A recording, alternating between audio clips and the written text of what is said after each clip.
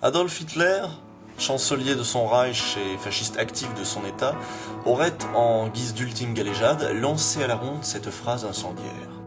Wenn ich wüsste, wie man Feuerbälle zu machen, würde ich nicht verloren haben den Weltkrieg. Ce qui veut dire, si j'aurais su faire des boules de feu, j'aurais pas perdu la guerre mondiale. On dit qu'en effet, Hitler était incapable d'exécuter le moindre quart de cercle, d'où le fait que maintenant, Bison, dictateur, soit un perso à charge. Touchant hommage des Japonais à leur allié d'antan.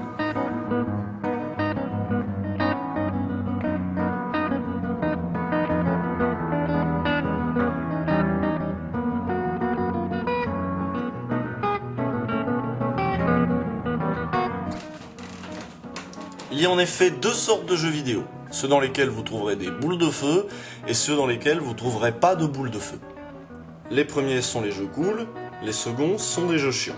Hop hop hop, je vous connais minables internautes obtus, je connais votre petitesse et votre goût du troll. Sitôt cette règle par moi formulée, foudroyé que vous êtes par la clarté de ma pensée, par l'éclat insoutenable de la vérité, déjà vous m'en voulez. Déjà vous m'en voulez d'avoir vu ce qui tant d'années durant a échappé à votre entendement limité, à votre vue trouble.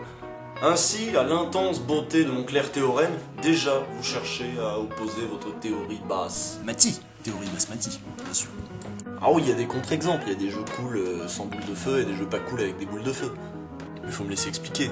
Comme la barre de vie, la plateforme ou le conduit d'aération, la boule de feu c'est une convention ludique, une tradition, un gimmick propre aux jeux vidéo. Et en vrai ça existe pas. Oh dis donc Michel, t'as mis où ma boule de feu?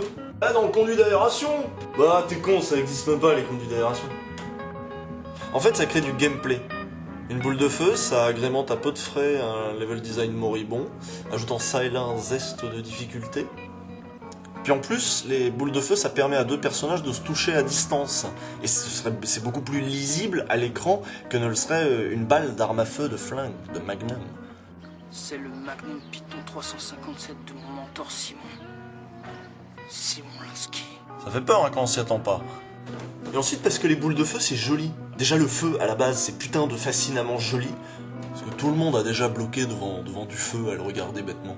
Danse pour moi, flamme de vie, ondule et brille devant moi. Danse de ta danse jolie, vacille et tangue, flamme de joie. C'est comme la flotte, c'est magnifique. Toutes ces gouttelettes à la fois solidaires et autonomes, qui d'abord bruissent à peine de se frotter les unes contre les autres, et qui ne grondent finalement plus que d'une seule et même sourde clameur unanime et formidable.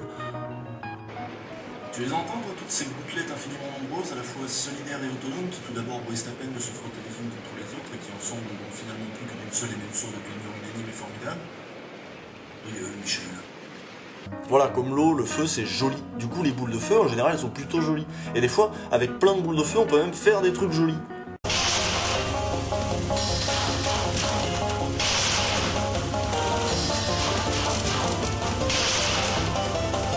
C'est beau, hein? On dirait du Pablo Pikachu.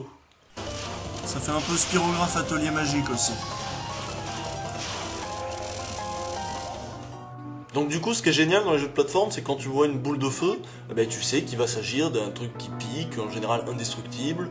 Non, parce que quand tu vois une boule de feu, peu importe le jeu, rarement tu te dis c'est un power-up. Parce que je pense qu'il nous est tous arrivé dans des jeux de se retrouver face à des objets bizarres dont on sait absolument pas ce qu'ils vont nous faire. Par exemple ici, c'est quoi ces trucs? Bah, vu que les développeurs ont voulu jouer les originaux et nous dessiner des petits trucs qui ressemblent à rien, impossible de savoir ce que c'est avant de tenter sa chance. Tout ça pour dire que la boule de feu c'est un cliché.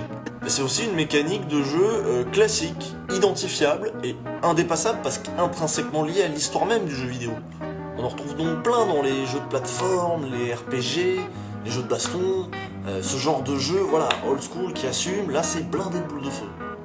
Parce que c'est des genres qui privilégient avant tout le gameplay. Privilégient le gameplay quitte à se retrouver à utiliser des artifices éculés.